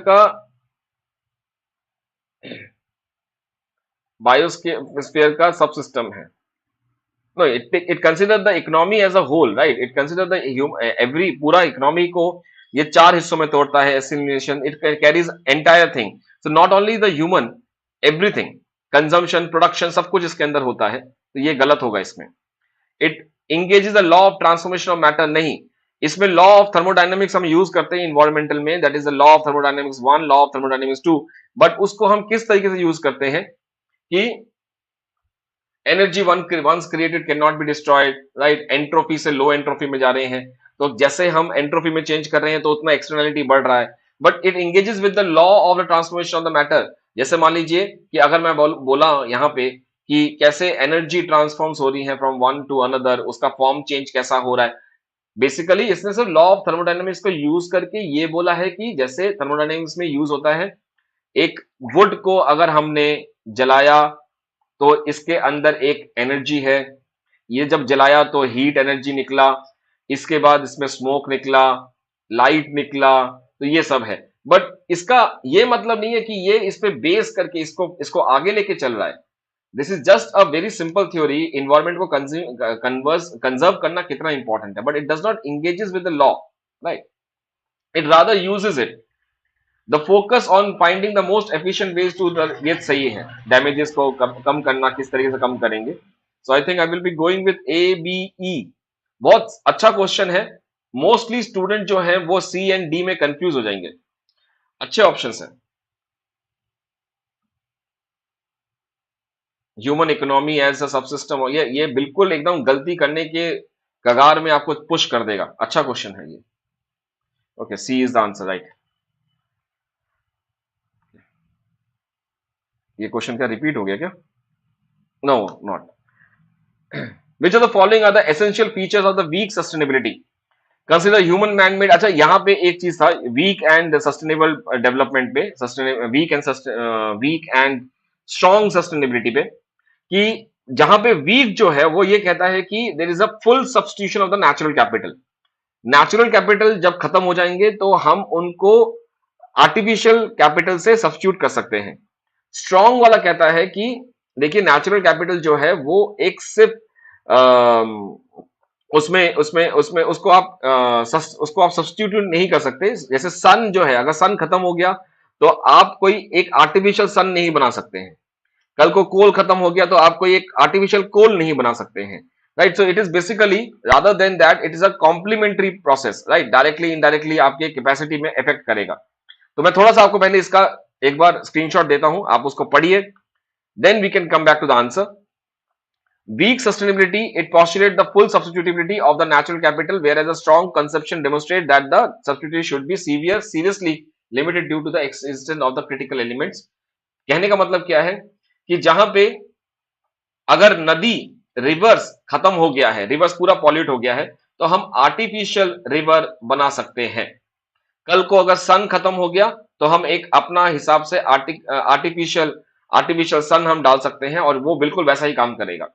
so weak sustainability का मतलब क्या है कि नेचुरल कैपिटल को हम ह्यूमन कैपिटल से substitute कर सकते हैं, पूरा एकदम, आधा अधूरा नहीं। स्ट्रॉन्ग कहती है कि it is not possible. Right, so natural capital cannot be viewed as a mere stock of resources, rather natural is a complex system consisting of the involvement of the biotic and abiotic elements। For example, petrol, fossils, जो fossils हैं आप चाह के भी आप artificially दोबारा से नहीं बना सकते हो, बिकॉज एक ये बहुत लंबा प्रोसेस है जहां पे बायोटिक, एबायोटिक, माइक्रोऑर्गेनिज्म और ट्री, पेड़ वगैरह ये सब एक साथ होके बहुत टाइम से ये थे, उसके बाद ये निकला है। Right, that interact in ways that determine the ecosystem capacity to provide. कल को अगर मान लो शेर खत्म हो जाए, वैसे हालांकि अभी तो अच्छी खबर है कि शेर की नंबर ऑफ टाइगर्स हमारे देश में बढ़ गए हैं, क्या हम आर्टिफिशियल शेर लेके आ सकते हैं जो कि बीच बीच में हलुम हलुम करेगा, जोर जोर से चिल्लाएगा? We can not do that. जैसे मैं जब छोटा था, स्कूल की तरफ से हम साइंस म्यूजियम गए थे दिल्ली में, तो वहां पे मैंने क्या देखा, आप आशा करता हूँ बहुत सारे लोग भी गए होंगे दिल्ली के साइंस म्यूजियम में, प्रगति मैदान में। वहां पे क्या है, डायनासोर्स बना के दिखाए हुए हैं। तो वो जो है वो आर्टिफिशियल कैपिटल है। क्या हम आर्टिफिशियल कैपिटल को नेचुरल डायनासोर से कर सकते हैं? हम सब देख सकते हैं, वो ऐसा नहीं है। That is a concept. थोड़ा सा और इसके बारे में पढ़ सकते हैं। ये है की ideas, concept, consequences, sustainability issue, की कॉन्सेप्ट क्या है, डेफिनेशन एंड एनवायरमेंटल नॉर्म्स। एक बार इसको पढ़ लेना, अच्छा पॉइंट है this, again from the paid notes. तो इसका आंसर जो है that is A. You can now refer to this, that is consider human and close substitute because weak है। पुट एम्फेसाइज, ये पूरा पूरा आप देख सकते हैं, एग्जैक्टली सेम चीज है जो कि मैंने आपको बताया है, this exactly from the notes, पढ़ लेना एक बार इसको। चलिए मैं आगे चलता हूं, क्वेश्चन नंबर 64।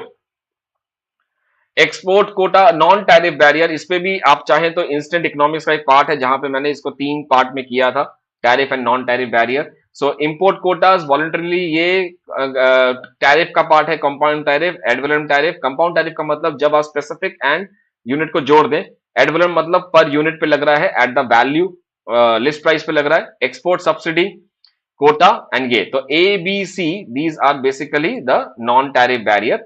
इसमें और भी आते हैं, फाइटो सैनिटरी, देन एक और था, क्या था, प्रोडक्ट स्टैंडर्ड्स वगैरह था, एक और था मुझे याद नहीं आ रहा, प्रोडक्ट स्टैंडर्ड्स भी था, याद नहीं आ रहा अभी। Anyway, so A B D, that is correct. A B D are a part of non tariff barrier. Non tariff barrier में A B C part, right, okay, A B C, okay. Martial law condition, again very good question, but ये repeated question है, आप एक बार पढ़ सकते हैं, but इसका पूरा का पूरा केस मैं आपको दे देता हूं। Just give me a second, ये हिंदी वर्जन है, आप चाहें तो इसको स्क्रीनशॉट ले सकते हैं। ये देखिए, सो इलास्टिसिटी अप्रोच, ये क्या है, price elasticity of demand for exports, इसका absolute value, plus price elasticity demand for imports, इसका absolute value should be greater than 1। याद रखना, this is the case of absolute part, right. So the sum of the price elasticity of export and import in absolute term should be greater than 1, then devaluation will improve the country's balance of payment। ये minus, ये हम why we take the absolute part, because elasticity by default एक negative number है, right. Elasticity by default और negative number है, तो आप ये मत करना -3 plus -4 is equal to, sir ये तो हो गया आपका -3 -4 -7 हो रहा है, तो ये आंसर तो गलत हो गया बिकॉज 7, राइट, तो ये कम होगा, ऐसा नहीं है, it is the absolute value. Next part है कि जब ये दोनों छोटे होंगे, इसकी वजह से क्या होगा, devaluation will worsen the deficit, right. और ये वाला एक एग्जांपल देख लीजिएगा, अगेन नोट्स में है ये, the price elasticity of supply and export, that is S X and S M, ये वाला is greater than the price elasticity of demand of export and import, that is D X and D M. जब ये बड़ा होगा तो devaluation trade deficit को बढ़ा देगा, right. Devaluation terms of trade को गिरा देगा, खराब कर देगा, ट्रेड डेफिशिएट बढ़ जाएगा, अनसक्सेसफुल रहेगा। कई बार ये क्वेश्चन एक साथ आते हैं, तो ये है टर्म्स ऑफ ट्रेड का पार्ट, यहां पे हम लोग ग्रॉस टर्म्स ऑफ ट्रेड की बात कर रहे हैं। So this is the case when we have the supply price elasticity of supply of export and import. एक बात दोबारा सुनो, जब हम जे कर्व करते हैं, मार्शल लर्नर कर्व करते हैं, तो वो है price elasticity of demand for export plus price elasticity of demand for import. मैंने डिमांड पे इसलिए जोर डाला बिकॉज दोनों ही डिमांड के साथ हैं। जब आप इस पे करेंगे तो this is price elasticity of supply of export and import, यानी कि S X and S N, और यहां पे क्या है, the price elasticity of demand for export and import, that is D X and D M. So यहां पे supply and demand दोनों लिया गया है। सो जब ये वाली condition is less then the demand, then it will reduce the trade deficit and this is successful. Is it clear down complete? How many of you have not seen this? How many of you have not seen this? ये कितने लोगों ने नहीं देखा है? ये कितने लोगों के लिए न्यू है? Please write 1 if I want to know. I'm waiting. I can, yes, SAR code is one of them. Thank you. Study time. Licensing, yes. I'm waiting. Do I need to explain the question now? जिन्होंने नहीं देखा please put 1, I just want to know. New है sir, okay.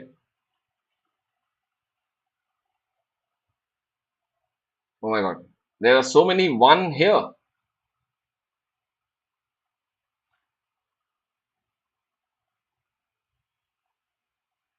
Okay, okay. So now you have it, right? पता नहीं था, आज पता हो गया, बहुत बढ़िया। ठीक है, ये वाला देखिए, वन सेट, ये क्वेश्चन बहुत बार आया है। One set, one firm set the price output before the other firm do. कौन सा होना चाहिए इसका आंसर? ये क्वेश्चन बहुत बार किया है हमने। एक फर्म जो है दूसरे फर्म से पहले वो सेट कर लेती है। इट शुड बी स्टैगलबर्ग, स्टैकर्ट नहीं, स्टैगलबर्ग, राइट, स्टैगलबर्ग, क्योंकि एक ने कर लिया उसके बाद वो रिस्पॉन्स फंक्शन में डालेगा, अकॉर्डिंग टू दैट वो काम करेगा। Each firm correctly assumes how much the competitor will produce and sets its own production level.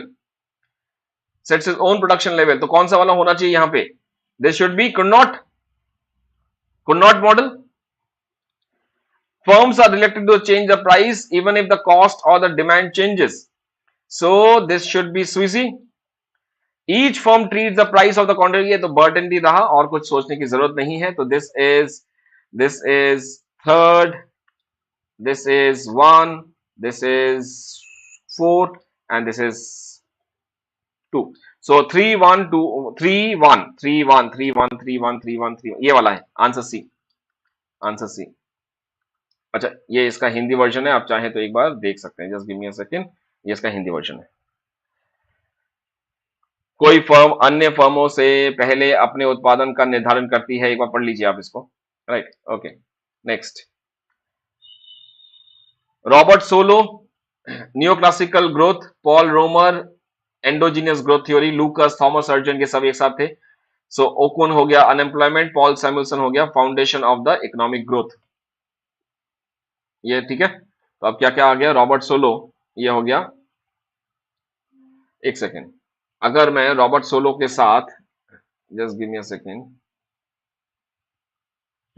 ठीक है, पॉल सैमुअल्सन तो वैसे भी न्यू कंकेंशन है, ठीक है, ये नहीं होगा। तो दिस इज, मैंने क्या बोला पता है, पॉल सैमुअल्सन जो है वैसे भी न्यू केंशियन है। एनीवे, तो this is first, right, this is 3, this is 4 and this is 2, 1342, 1313 नहीं 1342, ये वाला है answer C. Okay, detecting serial correlation, auto correlation, heteroscedasticity, multicollinearity, क्या क्या करेंगे इसमें? हाँ अच्छा है, कंडीशनल इंडेक्स भी दे दिया। Okay fine, so detecting, this is run test detection of the auto correlation, sorry homoscedasticity, homoscedasticity किसमें जाएगा यहाँ पे? इट इज होमोस्केडास्टिस, एक सेकंड रुको, क्या है? गोल्डफ्रेंड कॉन्टेस्ट, यही जाएगा इसमें, this is the only one. Multicollinearity, it is the conditional index, और क्लेन इंडेक्स भी लगा सकते, Klein rule of thumb, and this is Ramsey test, reset test. So this is second, this is 1, this is 4, this is 3, 2143, 2143, ये दोनों में से एक होगा, 2 ये वाला होगा, C option. Okay, again good, ये देखा है मेरे नोट्स में है ये, तो again very fantastic. Linear is basically where we have the consumption function like this. Exponential, it is basically this. Quadratic, जहां पे स्क्वायर रहेगा, ऐसा रहेगा, ऐसा रहेगा, एपी, एमपी, एसी, एमसी, तो क्वाड्रेटिक होगा ये। एंड क्यूबिक होगा ऐसे, total cost, total variable cost, total product, ये सब। तो ये हो गया लीनियर फंक्शन, हो गया 4, एक्सपोनेंशियल हो गया 1, क्वाड्रेटिक हो गया 2, क्यूबिक हो गया 3। सो 4 1 2 3, 4 1 2 3, 4 1 2 3, option C should be correct. 4 1 2 3, हाँ option C should be correct. चलिए ये है इसका, and C option. Metzler paradox, okay, violation of the Stolper. Stolper कहता है कि जब भी टैरिफ लगेगा तो जो उस देश में स्केयर्स रिसोर्सेज हैं उसकी वेजेस बढ़ जाएंगे, और जो उस देश में ज्यादा हैं उनका नुकसान होगा। मेजलर कहता है उल्टा होगा, जब टैरिफ लगेगा तो उसकी वजह से उस देश में जितने भी एबेंडेंट फैक्टर है उसको फायदा होगा, बिकॉज उसकी डिमांड बढ़ जाएगी, इंपोर्ट सब्सटीट्यूशन, इंपोर्ट कंपटीशन, और जो क्या कहते हैं जो कम रहेगा उसको नुकसान होगा। तो this is violation. Beachhead effect, मैं थोड़ा बताऊंगा इसके बारे में, थोड़ा सा रुक जाइएगा। डच डिजीज, अब ये देखो, आई don't know how many of you have seen that particular video जहां पे मैंने Dutch disease, Spanish disease, Portuguese disease ये बताया था। How many of you know about this? किसी को याद आया ये चीज? याद आया? I am just waiting on the looking at the screenshot. मैं मुझे मुझे अगर आपको पता चले तो जरूर मुझे बताना, मैंने कौन सी वीडियो में किया है जहां पे Dutch disease, Spanish disease and Portugal disease इसके बारे में मैंने बताया था। अगर किसी को भी याद रहे तो मुझे कल तक बताना इस कमेंट में, राइट। और अगर हो सके तो उसका एक स्क्रीनशॉट मुझे भेज देना, क्योंकि मुझे एक्चुअली भूल गया हूं कि मैंने कहां पे कवर किया था ये, राइट। स्टडी टाइम आपको याद होगा, हाँ मैंने उसको कलर किया था, ग्रीन ब्लैक ब्लू कलर से ऐसे किया था। ओडिशा में किया था क्या? ओडिशा एसएसबी में किया था, हाँ okay. Let me just see, अभी अगर है तो मैं भी दिखाई दूं, एक सेकंड दीजिए just, let me just see अगर मेरे पास है। आई एम ऑल्सो, मैं अपने पास चीजें रखना नहीं चाहता हूं ताकि जितनी जल्दी हो सके सभी स्टूडेंट को मिल जाए, क्योंकि मैं एक बार देख लेता हूं कहां पे है ओडिशा। ओडिशा, ओके, या गिव मी अ सेकंड ना, ये अच्छी चीज के लिए थोड़ा सा वेट करना चाहिए।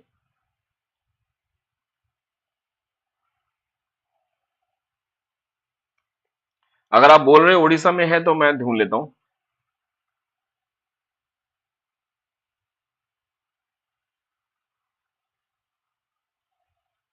नहीं कहीं और है। एनीवे कोई बात नहीं, आप मुझे एक बार स्क्रीनशॉट भेज दीजिएगा प्लीज, अगर आपको याद हो तो, right. And if link is possible then please definitely go give me the link also. नहीं नहीं नहीं, वेस्ट बंगाल में नहीं था ये क्वेश्चन, इट वॉज समवेयर कहीं था। Okay, this is a request for with everyone, अगर आपको याद है तो वो लिंक मेरे साथ शेयर कर दीजिए। स्पेनिश था, डच था, पोर्चुगीज था, इंग्लिश डिजीज ऐसा कुछ था, बहुत अच्छी तरह से मैंने कवर किया था। मुझे एक्चुअली वो टाइटल ही भूल गया हूं मैं, तो मुझे इतना याद नहीं है। आप थोड़ा सा हो सके तो मुझे इस कमेंट सेक्शन में या टेलीग्राम में अलग सा पर्सनली एक बार वो लिंक भेज दीजिएगा। एनीवे, सो डच डिजीज मैं आपको तब बताता हूं, उसमें मैंने कवर करके रखा है। जे कर्व तो आप कर सकते हैं। बिच्चर डिफेक्ट क्या होता है ये बताता हूं आपको पहले। तो बिच्चर डिफेक्ट जो है ये खिचड़ी से आता है, राइट। ये पता नहीं, इसका तो बहुत सारा लॉजिक है, लेकिन मैं आपको एक और इंडियन देसी इसका लिंक देता हूं। बिच्चर डिफेक्ट एक्चुअली क्या हुआ, आपके पता नहीं कितने लोगों को पता है ये कि नहीं पता, लेकिन चाणक्य जो थे उन्होंने बहुत बार मतलब कोशिश किया कि मगध पे कब्जा किया जाए। तो एक बार ऐसा हुआ कि उन्होंने बहुत मेहनत की और चंद्रगुप्त के साथ वो टूट पड़े कब्जा करने के लिए, लेकिन उनकी आर्मी बहुत छोटी थी और दूसरा जो राज्य की आर्मी थी वो बहुत बड़ी थी। तो ये 2000 और वो 10,000 ऐसा कुछ सीन था। तो वो वहां से भाग गए, चाणक्य भाग गए।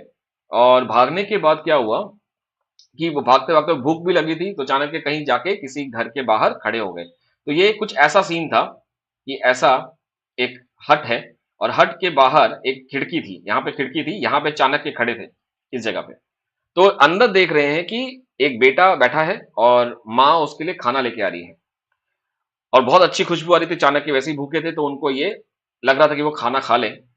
अब बेटा भी बहुत भूखा था। तो क्या हुआ, माँ ने खाना खिचड़ी लाई और ऐसे प्लेट में डाल दिया।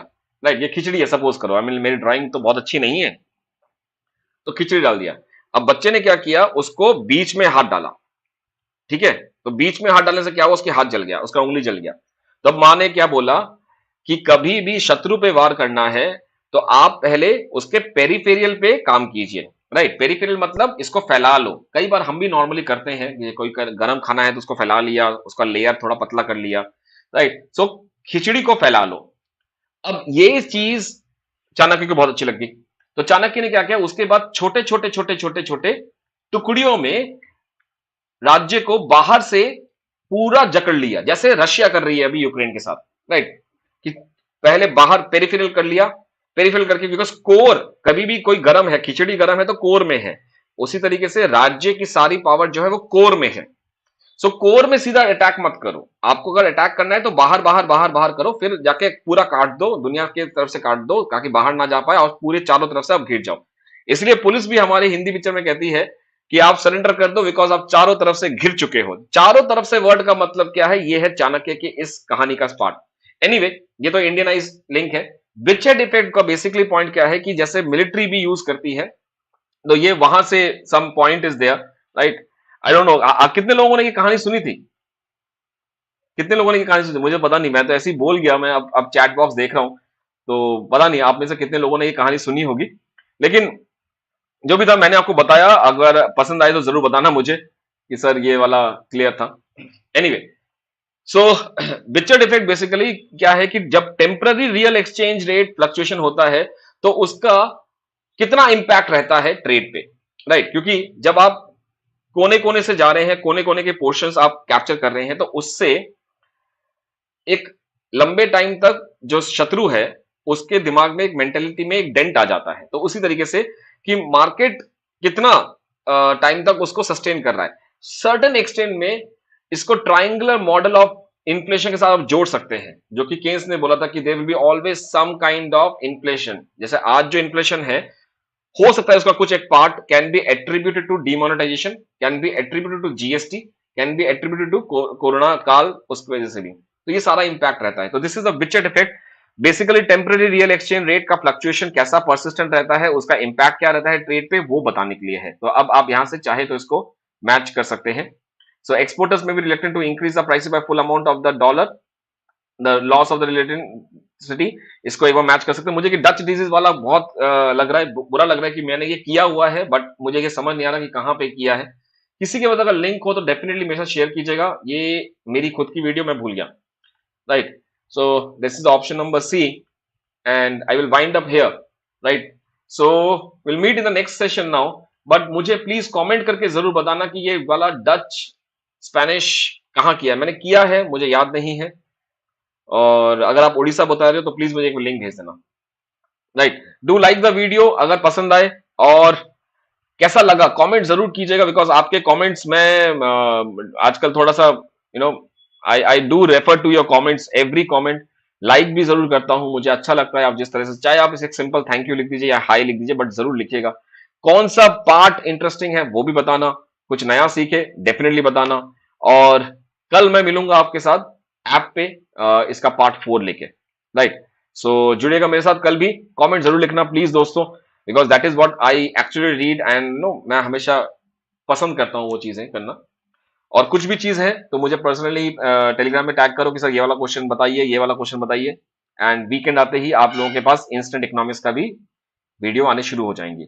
चलिए, thank you guys, thank you so much for being a part of this, right. Okay, Jaswant is saying sir 2018 SSB question 48। एक सेकंड रुकिए जशवंत, अगर आपने इतनी हेल्प कर दी तो मैं अभी करूंगा इसको। तो ये है 2018 का SSB, right. Okay, just a minute, मैं एक बार थोड़ा ढूंढ लेता हूं, just give me a second, wait guys, I will do it now. 2018 मेरा ही किया हुआ है, तो 2018 ओडिशा एसएसबी अमित चाहे जी। क्वेश्चन नंबर क्या बताया आपने? क्वेश्चन नंबर क्या बताया Jaswant? 48, right. Okay, question number 48, 48, 48, 48, 2018, yes I got it. Just YouTube में ऐड आना शुरू हो जाता है, एंड अच्छा खासा व्यूज गया है इसमें, अराउंड 10,000 के। तो okay, let me see this question number 48।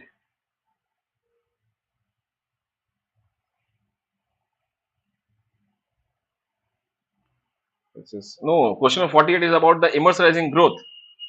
नहीं जसवंत, ये गलत हो गया। Question number 48 is about,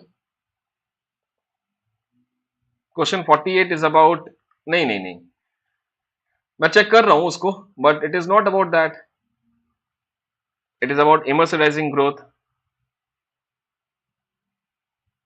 Okay, I got it. I got it. Yes, just give me a second. Thank you. It is question number. Okay, wait. मैं तब भी कैसा लगता था, हाँ? मेरी फोटो मैंने देखी। Give me a second. Sorry.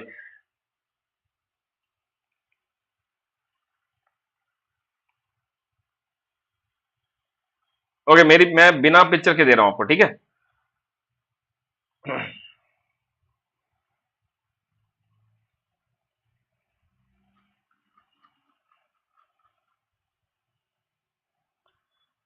आप आशा करता हूं कि देख सकते हैं। Jashwant, thank you so much, ये आपकी वजह से मैं देख पाया, लेके आ पाया हूं।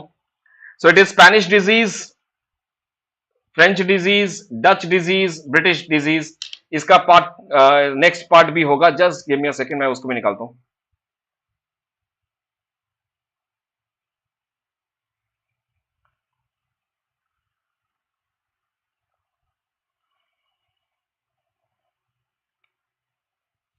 और ये है पार्ट डच डिजीज का। This is Orissa SSB lecturer to 2018, और इसका टाइम है 23 मिनट के बाद ये आएगा। सो this is Dutch disease. Don't worry, I will do it in the next slide, right, कोई बात नहीं। थैंक यू, बट इतना बता दिया आपने, यही काफी था मेरे लिए। I was looking handsome, I was looking handsome. Question number 50 है ये। क्वेश्चन नंबर 50 के बाद आया है, 23 मिनट्स के बाद है। क्वेश्चन नंबर 50 है, स्पेसिफिक फैक्टर मॉडल के बाद है, right. Orissa SSB lecturer 2018, this was, हाँ, क्वेश्चन नंबर 46 से लेकर क्वेश्चन नंबर 90 का ये टैग था for non government aided colleges. Question number 50 के बाद है, 23 मिनट के बाद ये वीडियो है, आप चाहें तो उसको देख सकते हैं, चेक कर सकते हैं, ठीक है। क्वेश्चन नंबर 50 के बाद है। Thank you guys, thank you so much, thank you, special thanks to Jaswant.